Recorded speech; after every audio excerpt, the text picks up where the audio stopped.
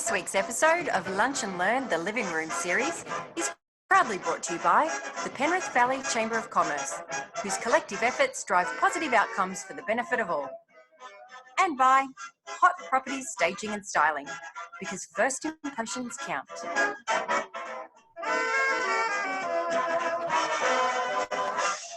Well, good afternoon, everyone, and welcome to the very first episode of our new weekly webinar series, Lunch and Learn, the Living Room series.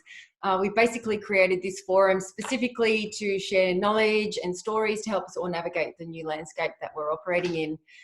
So to kick us all off, I'm really pleased to introduce our first guest today. Stephen Cartwright is the Chief Executive Officer of Australia's largest Chamber of Commerce, Business New South Wales, along with its national business services arm, Business Australia. Business New South Wales has 45,000 members and customers and employs over 800 staff in 60 offices throughout Australia and China.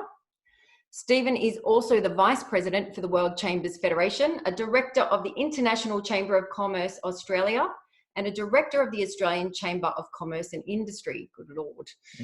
Stephen was a founder and managing director of ASX-listed recruitment and staffing firm, the Chandler McLeod Group, and prior to that was founding partner of specialist employment law firm, Fisher Cartwright Berryman. Stephen has over 30 years of experience in the workplace and employment services sector. Good afternoon, Stephen. Good afternoon, Stacey. And can I say congratulations to you and the Penrith Chamber for being so innovative as to put on this kind of series whilst all of us are locked up at home. It's clearly, I can see behind you there, you're in a nice place to be locked away, but it's good to reach out and connect with people through these kind of forums. So well done. Thank you. And yeah, that was the intent. So hopefully everybody's comfy in their living room. I should have been doing it from my hammock, I think, but anyway, next time. So how are you holding up? We had 750 people in 60 different locations to try to get very quickly into a situation where they could work from home. Yeah. And some of the businesses that we run, for example, we run one of the largest nursing agencies in the country. Yeah. And they have got busier, not quieter, but you've then got to do candidate placement, you've then got to do payroll, and a lot of those platforms are not quite so easy to get to operate in a remote setting. So it's been a big month for us. We've been desperately trying to rearrange things so that we were able to provide daily updates for businesses across the country on what governments have been releasing, stimulus packages, comprehending those opportunities, but also releasing some inspirational stories about businesses that are getting their head around the new world. Yep. So look, it's been a really challenging time. Our workplace advice line, and you know that we have about 10 people who take calls all day from businesses, in terms of workplace advice. The workplace advice line has basically experienced a doubling in the number of calls that they take every day. Mm-hmm. And that's been a lot of strain and stress on them, but I know the members are really appreciative of it. So look, busy time. I have a daily 9 a.m. hookup with my entire management team. Yep. And the first question we ask every day is, have any of our staff or their families been positively diagnosed with COVID-19? And I'm very pleased to say that so far, I've had no staff member and no member of their family that have been diagnosed. So that's the first checkpoint for us every morning. Right. Amazing. So I want to get into all that, and there's a number of topics that you just touched on that are really important for businesses at the moment. But for you yourself, how are you navigating the whole home work-life balance thing now? Well, I've had to growl at the kids for making too much noise while I've been on a Zoom call or while I've been interviewed by Sky News or something like that. And it's a bit unfair on the kids. They should be allowed to run around and play because they're on school holidays, of course. Yeah. And they kind of think, well, Dad's home, so maybe it's good that he might be able to come and have a game with us or something, and I have to disappoint them on that front.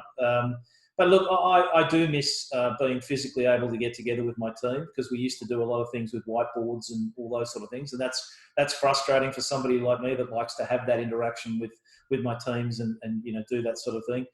Look, I'm getting used to it. I think the first couple of days were pretty hard, but I'm kind of used to it now. The danger, of course, is that even on weekends, even on public holidays, you gravitate into the office, you turn on the computer, you do a few things, and you're never really away from work. And I think that's one of the real challenges.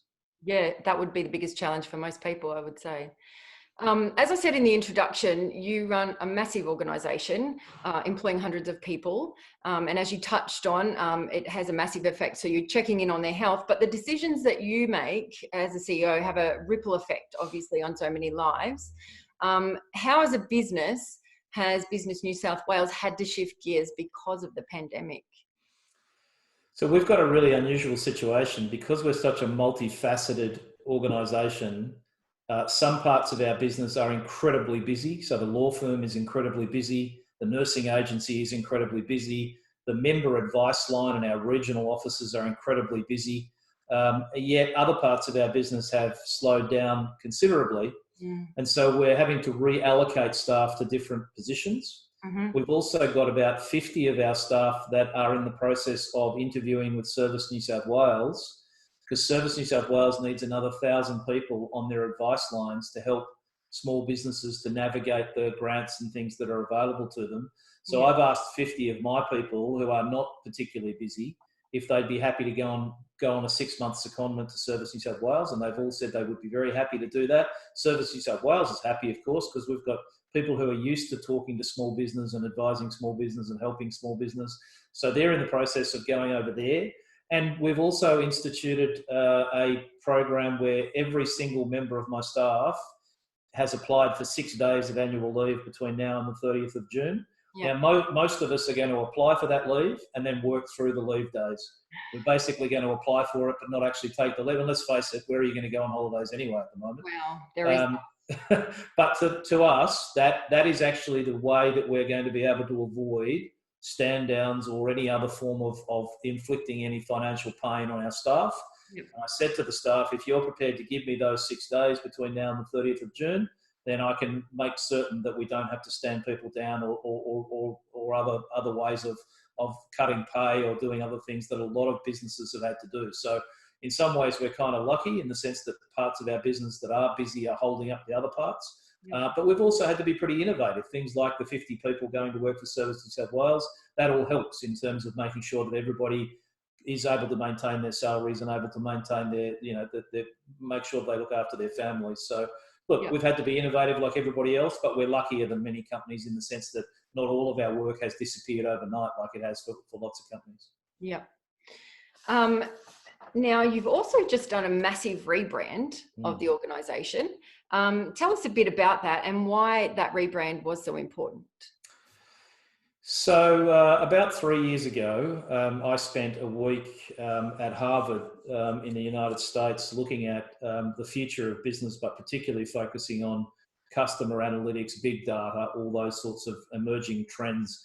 And I came back and said to the board, we really need to do a deep dive on what the future of business advice organisations like the Chamber are, because everything I see, everything I read, everything I learned at Harvard suggests that we've got to rethink the entire business model for organisations like ours. And one of the key aspects that I really sort of honed in on as part of that was that increasingly you're able to join things without having to pay money to join them. So you join Facebook, you join all sorts of clubs and other things. And the concept that when you join is that you don't pay a membership fee simply to belong. You pay for things when you need them in a really responsive, probably digital environment, so that you get that really sort of instantaneous satisfaction of whatever it is that you need. So I said to the board at the time, this is three and a half years ago, we need to go back to the drawing board and think about what a 21st century version of the Chamber looks like. And what would that mean in terms of the way we redesign the whole IT platform that we use, how we are able to build a much more member interactive, member responsive, omni-channel service delivery system, but also rethink the whole issue about membership packages, about products and services, about data on demand, about service on demand. So we've spent the best part of 3.5, 4 years building that, designing it, investing. We've spent just on $20 million in new IT and tech and everything else, which is a huge investment. And the ultimate objective of all of that was to rethink the entire business model from end to end. And part of that, we did a lot of customer research. We went out and talked to a lot of business people, and we discovered that there was this unhelpful perception of the name Chamber. We're in love with the name Chamber. But when you go and you've got to be open to being honest when you do customer research.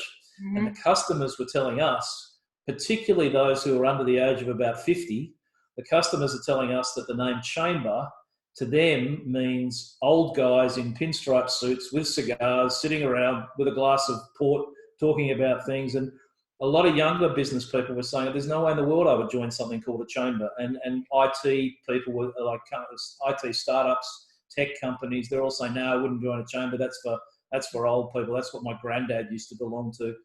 So we had to think very carefully about upending a brand that we've had basically for about 194 years. That's a very big decision to take and a big risk in some ways to take, because everybody knows who we are with that naming convention. But we decided after all the market research that the time had come for us to modernise our brand without walking away from our history, celebrating our history, but making sure that we were relevant for the coming century that's in front of us. So we decided that the better strategy was to go to Business New South Wales as the state chamber brand. It's a much more accessible brand for young people, for people in the tech sector. It's a more accessible brand. We also, though, believe that increasingly business will be done digitally. And when you do business digitally, there are no state borders, no national borders. That's why Amazon can take your order in Seattle and fill it in Sydney, because there are no geographical borders anymore. And so we also wanted to take all the IP we had, all the services and products that we have, and make them available online. And when you do that, it doesn't make any sense to call yourself Business New South Wales, because somebody in Ballarat might want your service, or somebody in Perth might want your service. And we should be able to give those businesses that capability without having to say, sorry, you're not technically in one of the postcodes that we look after. We can't look after you. So we launched Business Australia with a free membership service, so that we were able to say to any of the 2.2 million businesses in Australia, if you want to join us for free, stay a member forever, come to us when you need advice or help, we're here for you, and there's no barriers to you participating and belonging. That might be a really good time to then maybe discern the difference between the two entities. So Business New South Wales versus Business Australia. So the really simple explanation is that Business Australia is a one-on-one relationship with a business. So that business says, I need advice, I need a product, I need a service, I need help, I need something. We as Business Australia will respond to that request by providing what it is that the business needs. Business New South Wales is the old state peak representative body, which really goes in and tries to make the business environment as good as it can be for all 700,000 businesses that operate inside the state of New South Wales. So Business New South Wales is the old chamber, the old New South Wales Business Chamber, if you like. It faces the state government, makes sure that we get the best workers' comp system, the best payroll tax arrangement, and let's face it, that would be no payroll tax. But that's really the job of Business New South Wales, is to be the state policy and advocacy body that belongs to the Australian Chamber, that works with the other state chambers. Business Australia is a service platform that says, if you're in business in Australia and you want to join us for free, we'll make a whole range of things available to you so that you can be better at running your business, whether it's growing your margins, whether it's being a better employer, whether it's growing your sales line, whatever it is you want to do, we want to try and be there to help you do that. Because we think that the vast bulk of businesses out there feel very isolated, very lonely, and don't quite know where to turn to get that kind of trusted help. So we want to be that for them. Right. Now, I also noticed the other day, or the last few weeks, that you have been dropping some coin on some big time advertising, primetime telly. Tell us about that. How's it going? So we launched our television advertising campaign in the middle of March. We actually had an ad that we designed and shot and filmed and edited and had ready to go prior to coronavirus. And when we looked at that ad, it was completely wrong for what was happening in the middle of March in Australia. So we had to very quickly shoot another ad, which said to small businesses when they saw the ad, you're probably really struggling with all these questions at the moment. How do I manage through the COVID-19 crisis? And so we reshot the television ad and said, come to somebody who's been helping businesses for 194 years in this country. You know, we started when Sydney was a tiny little colony, and we've been doing it ever since. So come to us, we're going to be there for you, join for free, and we'll send things to you that will help you to navigate this crisis. Now, That, along with a digital campaign, so we've been doing digital marketing across the country as well. So these TV ads are running in all major capital cities and on Sky, and Sky, of course, is carried in regional locations through Win TV. In about 3 weeks of the campaign running, and it's a 12-week campaign initially, although we will do more next year and so on. But in the first 3 weeks, we've had about more than 2,000 members have joined in 3 weeks. And the rate at which they're joining is actually accelerating. So we're now up to about 180 new members signing up every day. And so that's fantastic. We're off and running, and Business Australia is growing very, very rapidly. So we're really satisfied and happy with that. So speaking of resources for businesses, and they are joining at such a rapid rate, what can they expect to get out of becoming a member? So what are the tools and resources available? You touched on the advice lines and such, but do you want to just flesh that out a little? So there's about 14 different benefits that are available to a business as a thank you for becoming a member.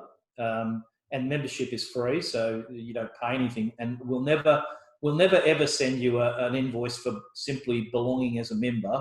It's only if you want something that we say, well, this is available to you. And quite often the things that we're offering are free anyway. So for example, we've got a guide for people who are looking for grants for their business, and it's free. And you go in there and you basically go through a diagnostic process that helps you to figure out, is there a government grant out there that will help my business in what I'm looking for? We've got a free HR platform called HR Advance. It gives you 5 documents free of charge. It allows you to upload your employees if you've got 5 or less employees, and use the platform for free, which allows you to store all of your HR documents. And then it allows you to go in and access bundles of documents or policies that you might want to access if you have something happen in your business, if you want to terminate someone's employment, if you want to hire somebody, if you want to go through stand-down procedures. Our law firm keeps all of those documents completely up to date all of the time, so that anytime you want to use those documents, you go in there and download the relevant bundle, and it has checklists to tell you how to do them, and guides, video guides on how the best way to conduct an interview, and so on and so forth. We've also got another service which is created by our law firm, where we research the top 10 legal documents that small businesses go to Google to try to find a template for. And we've created this service where if you want, for example, to send a letter to somebody who owes you money, you go onto our legal platform, you key in the certain questions that we ask you, and it creates a legally defendable letter of demand from the small business to whoever owes them money. And I think it's $99 for that letter, as opposed to going to a law firm, which might charge you, I don't know, a couple of thousand or whatever. What we want to be able to do is to empower small business to have highly effective advice, highly effective tools and products, but at an affordable rate, rather than what small business tends to do is they just tend to say, I can't afford to go and see a specialist, I'll just make it up as I go along, or I'll download something off Google and hope that it's right. We actually want to provide all of these capabilities to SMEs in a really accessible and affordable way, so that they can use them to run their business better than they have been in the past. There's all sorts of other things. Business Energy Advice Program, which is free. We can come in and help you figure out how to reduce your power costs, how to access any government grants that are available to help you do that, how to put solar in, how to generate your own energy. All of this is free because the federal government is actually funding us to provide these services. So look, there's a whole heap of guides and support and documents and tools that are available. And we're just going to keep adding to those as we build Business Australia going forward. There'll be more and more and more things that will be available for people to access. So a lot of these tools and resources you've made free recently based on what's currently going on? Yes, we have. And things, for example, like the workplace advice line, the original strategy, of course, was you would get a free call when you joined as a free member. We're basically at the moment trying to facilitate making sure that people get the advice that they need, and in a way that they can sort of follow it and use it, rather than being pedantic about where the charge rates kick in. Yeah. Look, I'm aware of time too, so I think it's incredibly easy at the moment to go to the negative as well. And obviously we've all got a lot of issues to deal with this. But there must be a number of stories that you've heard through either the advice lines or your personal contact with businesses who have adapted and innovated and are retooling based on this issue. And have you got anything you can share with us that would maybe inspire others to do well too? So I've seen lots of really innovative, and I actually said to the federal and state governments recently, if you can remove a lot of the red tape, you watch as small business people become incredibly innovative and responsive and figure out how to pivot their business to move from one area where a market has disappeared to a new area where there is a market. If you let the private sector loose and get rid of a lot of the things that stop them from being creative and innovative, they will solve a lot of these problems themselves. I've seen, for example, there's a cafe in North Sydney that's down from at the bottom of our building. And they, overnight, their entire market disappeared because everybody in North Sydney is an office worker and all the offices are empty. And so they went from a thriving business to 0 customers in about a week. Now, they were panicking, they were upset, it was pretty hard for them. Then they figured out that actually what they do have is access to incredible supply chains of produce. And so all these people that were complaining that they couldn't get produce from the supermarkets, all of these older people who were too scared to go outside their front door, this cafe instantly pivoted to home delivery of cooked meals, but also boxes of supplies, including toilet paper and all sorts of things, because they had access to the supply chains, the wholesale warehouse supply chains, and they were able to pivot very quickly, put out an online menu and say to anyone who had relatives at home or old family that were locked away or whatever, they were saying, you tell us what you want and we'll home deliver these to you. It's not just operating like a cafe anymore. Suddenly they've turned into a produce deliverer instead. So just one example. You've, of course, all heard the ones about the gin distilleries that have changed to making hand sanitizer. You've heard about the manufacturer of car parts in Western Sydney who now makes face shields for hospitals. I could give you hundreds of these examples. And what I love is that spirit of being an entrepreneur where people say, okay, I can do one of two things. I can throw the towel in, or I can have a really creative think about what else I can do with this capability that I have. Exactly. So obviously you're a massive advocate for local chambers of commerce.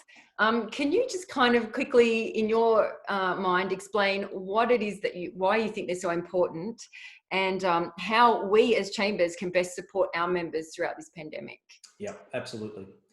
So there are about 230 odd local chambers of commerce in New South Wales, and over the last 5 years or so, all of those local chambers and their members have become part of Business New South Wales. So we're now all affiliated with each other, and the local chamber members are our members. So a lot of the strength that we get when we go into have conversations with Dominic Perrottet or Gladys Berejiklian or Scott Morrison or Josh Frydenberg, the power that we get to have those conversations, the influence that gives us, is because all of the chamber movement across New South Wales is welded together, and all of our members are together behind us.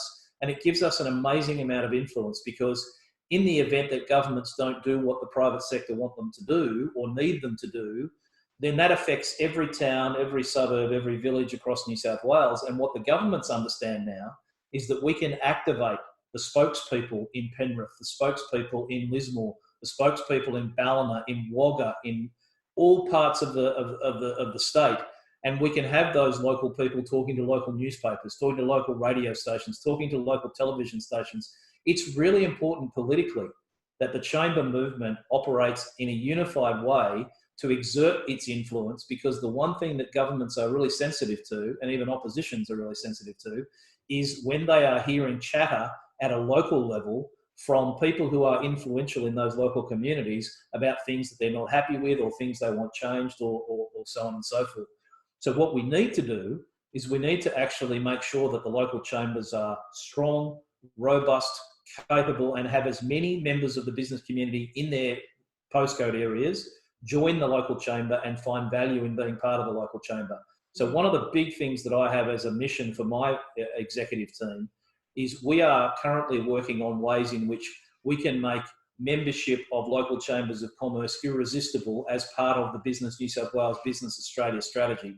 Because the more members the Penrith Chamber has, the more powerful you become, the stronger you become, the more you can face local government, the more you can help us face state and federal government and be able to influence and make things better for the business community. And so we need to figure out ways of making membership of local chambers of commerce irresistible. And so that's part of the workshops that I'm involved with constantly with my executive team, and obviously involved with representatives of local chambers around the state to say, how can we make this thing work better? How can we do better for our members collectively by working out better ways of operating the chamber movement across the state?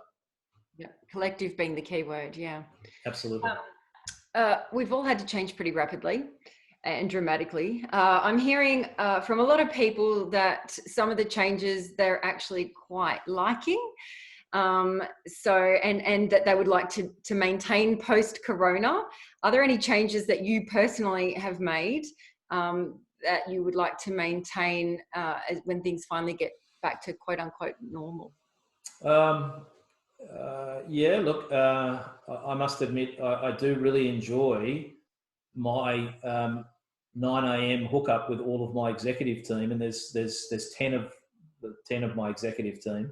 And we have a 9 a.m. hookup at the moment because every day we're obviously doing things like checking in on the welfare of our staff and all those sorts of things. But it's been really good. Everyone's dialing in from their home office or from their lounge room or wherever they happen to be. But I've been really enjoying the fact of being able to connect with my team collectively every morning through using Zoom. Mm-hmm. And it's something that I think I may well continue to do because I actually think, even if it's only 15, 20 minutes every morning, now, maybe we might kick it back to 2 times a week when things get back to normal, if they ever do get back to normal. But what I'm sort of suggesting is that being able, now that we've all got the technology and we all know how to use it, being able to do that more regularly than we've been able to in the past, I think is a really good thing. Because historically, we used to meet once a fortnight as an executive team, and then the other alternate fortnight we used to meet and look at all the projects that we're doing. To be able to just say, right, guys, 9 a.m. tomorrow, everybody get online, we have that conversation. I think it's great. We've learned something in this process. Absolutely. So in saying that, you've learnt something. Just to finish up, what do you think the biggest lesson is going to be out of all this for everyone? For business? Look, I led a business through the global financial crisis, and I learned so much about how fast sales can disappear, how fast your supply chains can get interrupted, how quickly you need to respond. And that's been a great benefit to me having come into this pandemic is you don't have this Pollyanna view of the world, which is, oh no, it'll be right. It won't affect our business. We'll get through this. My market's different. The pandemic, someone will find a cure tomorrow. The vaccine will come. Everything will go back to normal. The real thing I learned during the GFC, which I've applied this time around as the CEO, is assume the worst. Prepare your plans as if it is going to be as bad as you hope it won't be. Make sure you act early, be decisive, and don't pretend or kid yourself that this thing is going to be short or that it's going to be soft. You've got to prepare for the worst case scenario and manage accordingly. And then if it's better than it is, then you've got upside. But people who kind of stick their head in the sand and say, no, it's not real. The train's not really coming. It won't really run over me. They're the ones who I find are really struggling with dealing with the realities of this pandemic. So look, I'm not pretending that it's easy. I'm not pretending that there's no pain involved, but you've got to do the thinking about worst case scenarios early and be prepared. Otherwise, the train will run over you without you being ready for it. Yeah. So I think we're pretty well out of time now, but I just wanted to reiterate that if anybody wants to reach out to you guys, obviously they'll find you online, but you've got a ton of resources available, as we mentioned, including regular daily updates and such. So I've been finding those really helpful to stay across what exactly the government is coming out with constantly. Yep. But you're also chatting with the State Treasurer. Is it next week? So the 22nd of April, which is next Wednesday, early evening. What's going to happen is if you are a member of Business New South Wales, which most of your members would be, of course. Stick with us, people. you're going to get a phone call. Yeah. And when you answer that phone call, because we know what your phone number is, when you answer the phone call, it will say, this is Business New South Wales calling, and we're about to get the State Treasurer on the line. So if you'd like to hang on and stay on the call, then you get a chance to not only listen to the State Treasurer about what's going on, but you can actually ask questions like Alan Jones, like live radio. You'll get put through if you've got a good question, and you'll get to ask that question directly to the Treasurer, and then everybody on the call will get to hear the answer. Now, you'll be a bit shocked about this, but the technology now exists, and this is what I love about the world of digital. We're going to dial in 5 minutes. We're going to dial 30,000 people in New South Wales, Wow. and we hope as many of those as possible stay on the line, listen to the conversation, and ask questions. Yep. Because you can even leave your question if you don't get a chance to ask the Treasurer. You can leave your question in a recorded way, and we'll get the Treasurer to answer it and send it back to you or whatever. So this is an experiment. Nobody's ever used what's called the tele town hall for a chamber activity before. So we're going to dial in. You basically dial thousands of people a second. It'll dial 30,000 people in 5 minutes, and that way we'll get to as many business people across the state in one go as we can. Of course, if you don't want the call, you just hang up. Nobody's offended by that. All right. Well, that sounds really interesting and innovative. So we will look forward to see how that unfolds. Yeah, we will. Thank you Stacey, there's a couple of questions here from the audience. Okay, If I know we're running out of time, but I might just relay them to Stephen, if that's okay. Sure. Yeah. One was from Lawrence, just asking about those tools and resources. He said he's assuming that that they're all available on the website and that they can be shared with other chamber members as well. Yeah, absolutely. If you go to the businessaustralia.com website, you'll find all the things that I've talked about on there, and you just have to look in the menu and search for where you find those things. If you can't, then please send us an email. We'll direct you to where they are. Okay. And there's a few people asking about the recording of this webinar, and we'll be sharing that early next week. And if you are members of other chambers or on the boards of other chambers, then we're more than happy for you to share that with your members too. Great. Awesome. All right. Well, thank you so much for joining us, Stephen. We really appreciate your time. Hey, thanks for setting it up. I really always enjoy it. Thank you. Okay. Cheers. Thanks. I'm just going to quickly mention before we go too, we are running this as a weekly series. So in an effort, just like I say, to keep you updated with news stories and information. And next week, we will be hearing from our very own Greg Mitchell, who is the Principal of HR Success, and Suzanne Walker from ClearPath Accounting, and they'll be helping us break down the JobKeeper payment scheme. So make sure you just jump online and book in for that. So thanks everybody for your time today. Happy Friday.